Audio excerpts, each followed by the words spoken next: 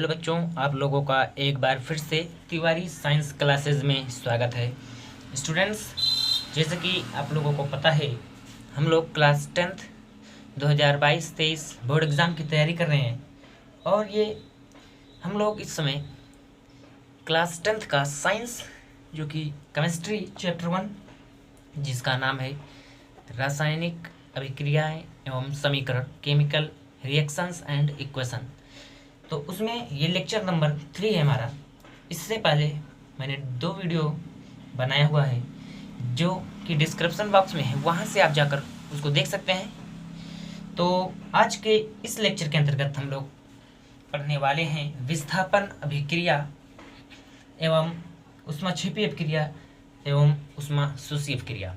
हम लोग types of reaction पढ़ रहे हैं बच्चों। इससे पहले वाले वीडियो में यानी लेक्चर 2 में हम लोगों ने पढ़ा संयोजन अभिक्रिया और वियोजन अभिक्रिया। ठीक है, तो ये रिएक्शन नंबर 3 जो कि विस्थापन अभिक्रिया बच्चों, इसको हम लोग एक और नेम से जानते हैं जिसको हम कहते हैं यहाँ पे लिख दे रहा हूँ, और प्रतिस्थापन अभिक्रिया। प्रतिस्थापन अभिक्रिया, ठीक है। चलिए, तो सबसे पहले जानते हैं कि विस्थापन अभिक्रिया या प्रतिस्थापन अभिक्रिया कहते किसे बच्चों। तो ये क्या है? यह एक ऐसा रासायनिक अभिक्रिया है बच्चों, यह एक ऐसा रासायनिक अभिक्रिया है जो कि अधिक क्रियाशील धातु होते हैं या तत्व कहें हम, ठीक है, जो अधिक क्रियाशील यानी जिनकी अभिक्रियाशीलता बच्चों अधिक होती है, ठीक है, जिनकी अभिक्रियाशीलता अधिक होती है, वह कम यानी जो अधिक क्रियाशील तत्व होते हैं वह कम क्रियाशील वाले तत्व को उनको उनकी जगह से हटाकर वहाँ पर जाकर वह स्वयं बैठ जाते हैं, विस्थापित हो जाते हैं, ठीक है, वहाँ पर जाकर वो स्वयं बैठ जाते हैं। यानी इसका अगर हम लोग बच्चों परिभाषा लिखें तो कुछ इस प्रकार से लिखेंगे, किसी रासायनिक अभिक्रिया में अधिक क्रियाशील तत्व, ठीक है, क्रियाशील तत्व कहें, कोष्टक में यहाँ पे लिख दे रहा हूँ, या धातु कह सकते हैं, ठीक है, यानी किसी रासायनिक अभिक्रिया में अधिक क्रियाशील वाले तत्व या धातु कॉमा कम क्रियाशील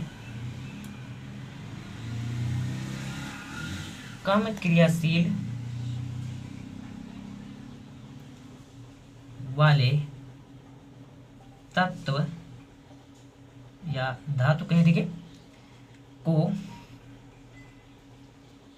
हटाकर या विस्थापित कर, ठीक है, हटाकर या लिख सकते हैं विस्थापित, इसका मतलब होता है हटाकर, ठीक है, हटाकर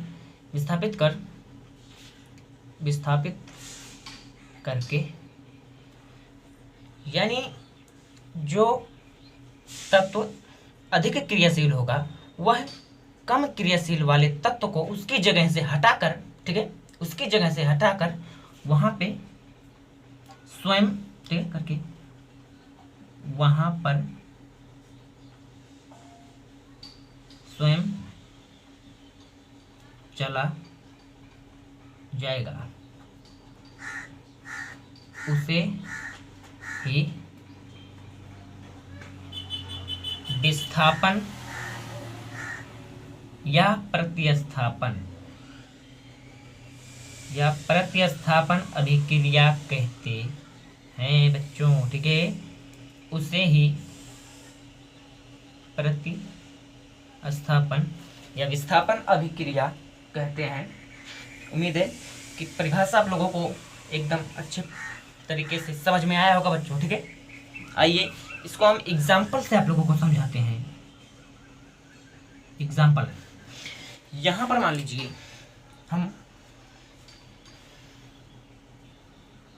AB एक कंपाउंड है, ठीक है, एक AB है प्लस एक C, ठीक है, C है। अब जब हम इन दोनों का रिएक्शन कराते हैं बच्चों, ठीक है, इन दोनों का जब हम रिएक्शन कराते हैं, यानी तो सबसे पहले इसमें हमको ये जानना है कि कौन अधिक क्रियाशील है और कौन कम क्रियाशील है। तो इसको मान लीजिए C, ठीक है, C क्या है, इसको मान लेते हैं प्रबल तत्व, प्रबल तत्व, ये प्रबल तत्व यानी अधिक क्रियाशील है बच्चों। और यहाँ पर केवल A, इस कंपाउंड में केवल A एलिमेंट यानी इसको A को हम तत्व मानते हैं, यहाँ पर तत्व मान रहे हैं, तो इसको यानी A को, ये क्या है, ये दुर्बल है बच्चों, क्या है, ये दुर्बल तत्व है, यानी ये अधिक क्रियाशील है C यानी प्रबल तत्व है, और ये दुर्बल तत्व है यानी यह कम क्रियाशील है। तो जब हमने बताया आपको परिभाषा में भी और इससे पहले आपको समझाया भी बच्चों कि जो अधिक क्रियाशील वाले धातु या तत्व होते हैं वह कम क्रियाशील वाले तत्व को उनकी जगह से हटा देते हैं, ठीक है, उनकी जगह से उनको हटाकर स्वयं वह वहाँ पर जाकर बैठ जाते हैं। यानी यहाँ पे जो हमारा आने वाला उत्पाद बनेगा यानी जो हमारा न्यू प्रोडक्ट बनेगा वह क्या बनेगा, CB, C यहाँ पर चला गया, B प्लस A, ठीक है। उम्मीद है आप लोगों को अच्छे से समझ में आएगा। यहाँ पर देखिए प्रोडक्ट हमारा क्या बना, उत्पाद क्या बना, जो नया उत्पाद बना CB प्लस A।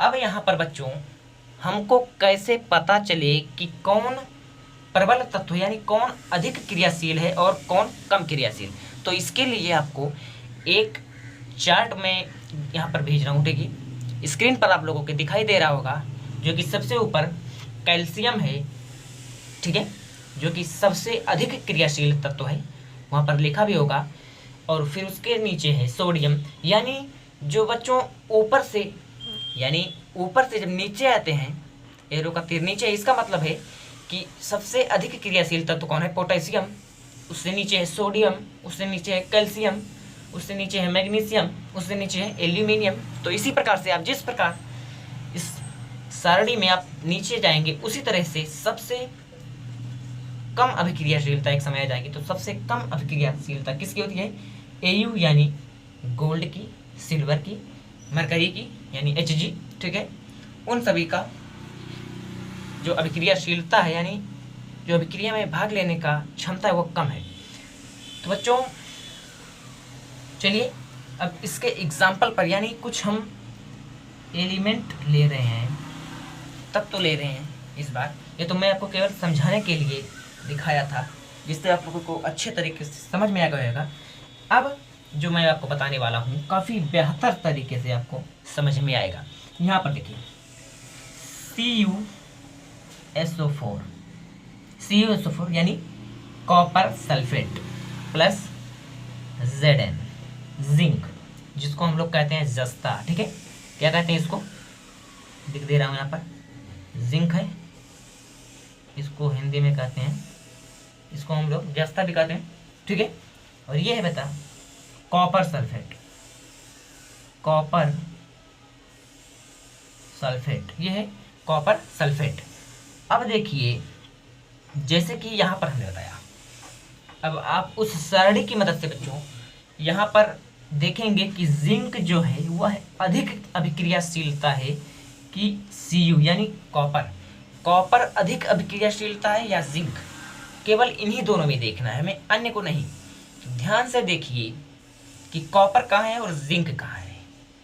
चार्ट एक बार फिर से मैं आपको दिखा रहा हूँ, देखिए आपकी स्क्रीन पर दिखाई दे रहा होगा कि कॉपर कहाँ पर है बच्चों और जिंक कहाँ पर है। ध्यान से देखिए, जिंक की अभिक्रियाशीलता अधिक है किसके अपेक्षा, कॉपर के अपेक्षा। तो इसीलिए बच्चों ये जिंक यहाँ से विस्थापित हो जाएगा, यानी Cu को यहाँ से वो हटा देगा, क्योंकि जिंक अधिक अभिक्रियाशीलता है यानी वह प्रबल तत्व है जिंक। सो यहाँ से बनेगा हमारा ZnSO4 यानी जिंक सल्फेट, और ये जो कॉपर है Cu, इसको वहाँ से हटा देगा। ये हमारा न्यू प्रोडक्ट बना बच्चों। तो इस प्रकार के अभी रिएक्शंस को ही हम लोग क्या कहते हैं, प्रतिस्थापन अभिक्रिया या विस्थापन अभिक्रिया। ठीक है, अगर आपको कुछ डाउट लगे तो आप कमेंट बॉक्स में लिखिए, फिर मैं आपको फिर आपको मैं बताऊंगा अगर कोई भी प्रॉब्लम्स हो आपको तो। चलिए, अब इसके बाद बच्चों हम लोग पढ़ने वाले हैं ऊष्माक्षेपी अभिक्रिया। ठीक है, रिएक्शन नंबर 4 यानी अभिक्रिया चौथा है ये, ऊष्माक्षेपी अभिक्रिया। ऊष्माक्षेपी अभिक्रिया, ऊष्माक्षेपी अभिक्रिया, और एक होता है ऊष्माशोषी। हम तो रिएक्शंस और पढ़ेंगे, फिर उसके बाद ये वीडियो यहीं पर एंड होगा बच्चों।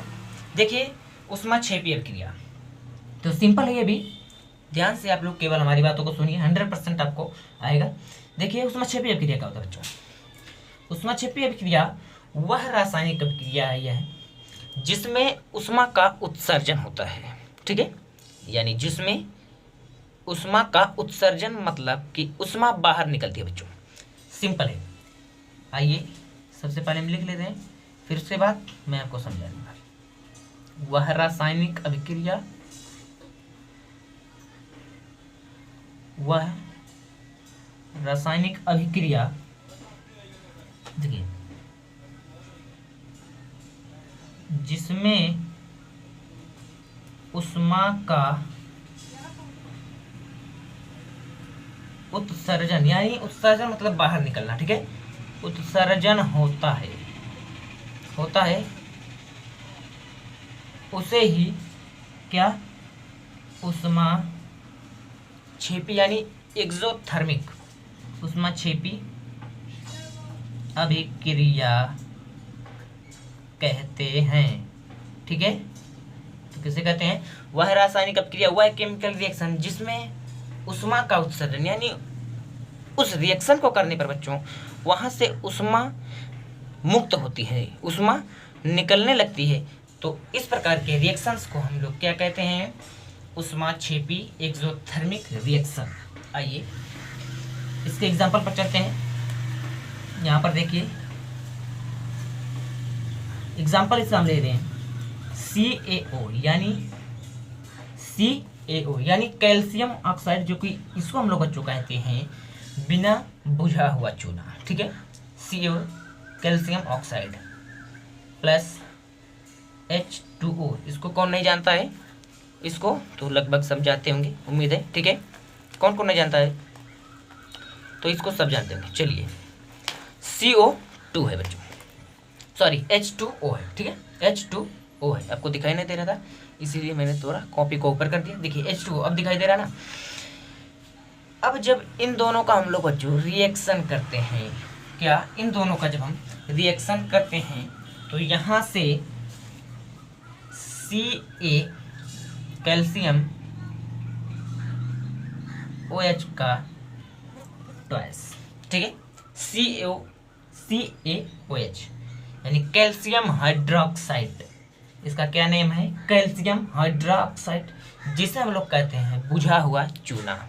ठीक है, इसे हम लोग कहते हैं बच्चों बुझा हुआ चूना, और इससे निर्मुक्त होती है बच्चों ऊष्मा। क्या, इससे ऊष्मा निर्मुक्त होती है, ऊष्मा मुक्त होती है इस रिएक्शन को करने से। कभी आपने बिना बुझा हुआ चूना, यानी जब चून को आप वाटर में डालते होंगे तो कुछ बुलबुला टाइप निकलता होगा गर्म के कारण। ठीक है, तो वही है ऊष्मा निकलने लगती है, गर्म हो जाता है। ठीक है, ये है ऊष्माक्षेपी अभिक्रिया।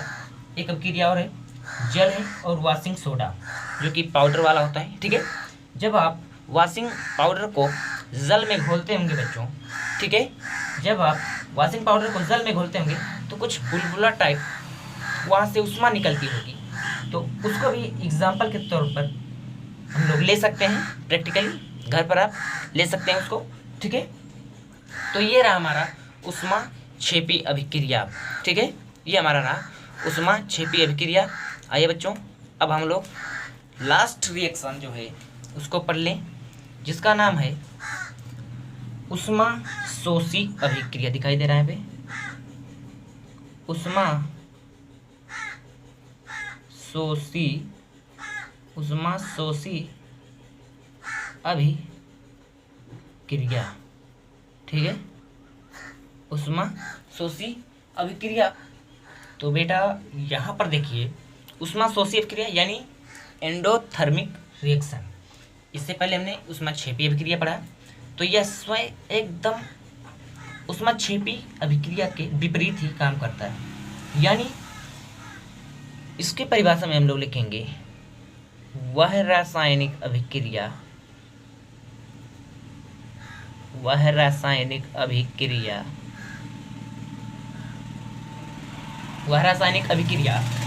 जिसमें दिख रहा है यहाँ पे आपको नहीं दिख रहा है, चलिए दिख रहा है, जिसमें ऊष्मा का अवशोषण, ठीक है, जिसमें ऊष्मा का अवशोषण होता है उसे ही उष्मा शोषी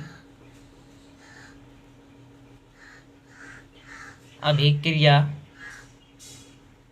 कहते हैं।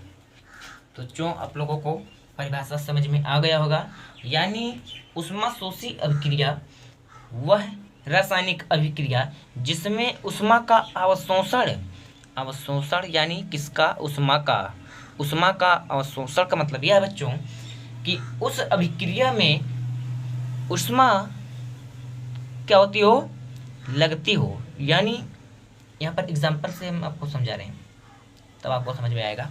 एग्जाम्पल देखिए, यहाँ पर है CaCO3, इसको आप लोग जानते हैं कैल्शियम कार्बोनेट। क्या है CaCO3 कैल्शियम कार्बोनेट। यहाँ पे देखिए ये कंपाउंड है कैल्शियम कार्बोनेट, इसको हमें रिएक्शन कराना है। तो कैसे, यानी इसको हम लोग बच्चों उष्मा देंगे। क्या देंगे, उष्मा, हीट, ठीक है, उष्मा देंगे। इसको हम लोग डेल्टा से भी प्रयोग कर सकते हैं, डेल्टा, ठीक है, इसको यानी गर्म करेंगे उष्मा को, हीट, उष्मा मतलब डेल्टा। अब देखिए इसको जब हम उष्मा देंगे तो ये टूट जाएगा किसमें, CaO calcium oxide, CaO calcium oxide और प्लस CO2 कार्बन डाइऑक्साइड, ठीक है, CO2 कार्बन डाइऑक्साइड में। तो क्यों टूटेगा, क्योंकि इसको मैंने जब उष्मा दिया तो CaCO3 कैल्शियम ऑक्साइड और CO2 कार्बन डाइऑक्साइड में टूट गया। तो इस प्रकार के रिएक्शंस को उष्मा शोषी अभिक्रिया कहते हैं। यानी वह रासायनिक अभिक्रिया जिसमें उष्मा एब्जॉर्ब की जाती हो, यानी उष्मा लगती हो, उस रासायनिक अभिक्रिया में उष्मा का यूज होता हो, उससे ही उष्मा शोषी अभिक्रिया कहते हैं। और उष्माक्षेपी व रासायनिक अभिक्रिया जिसमें उष्मा का उत्सर्जन यानी उष्मा का बाहर निकलना, ठीक है, पाया जाता है, उसे ही उष्माक्षेपी यानी एक्सोथर्मिक रिएक्शन कहते हैं बच्चों। तो देखिए ये रिएक्शंस ज़्यादातर वियोजन में होता है, वियोजन अभिक्रिया, इससे पहले हमने पढ़ा है लेक्चर नंबर 2 में। और जो उष्माक्षेपी अभिक्रिया होता है बच्चों वह किस में होता है, वह संयोजन अभिक्रिया में। वियोजन में हमने क्या पढ़ा था बच्चों, वियोजन में हमने पढ़ा था कि जो हमारा एक कंपाउंड रहता है, ठीक है, एक कंपाउंड है, वह 2 या 2 से जब उसका रिएक्शन होता है तो या 2 या 2 से अधिक नया उत्पाद बन जाता है। तो यहाँ पर देखिए एक कंपाउंड हमारे पास, एक यौगिक है, यहाँ पे देखिए 2 क्या बना है, प्रोडक्ट बना है, 2 उत्पाद, नए गुणधर्म वाले 2 नए उत्पाद बने हैं यहाँ पर। लेकिन यहाँ पर हमने क्या लगाया है, उष्मा, ठीक है, यहाँ पर हमने इस अभिक्रिया में उष्मा को दिया है, ठीक है। सो इसीलिए ये क्या है, उष्मा शोषी अभिक्रिया है बच्चों, क्या है, एंडोथर्मिक रिएक्शन है।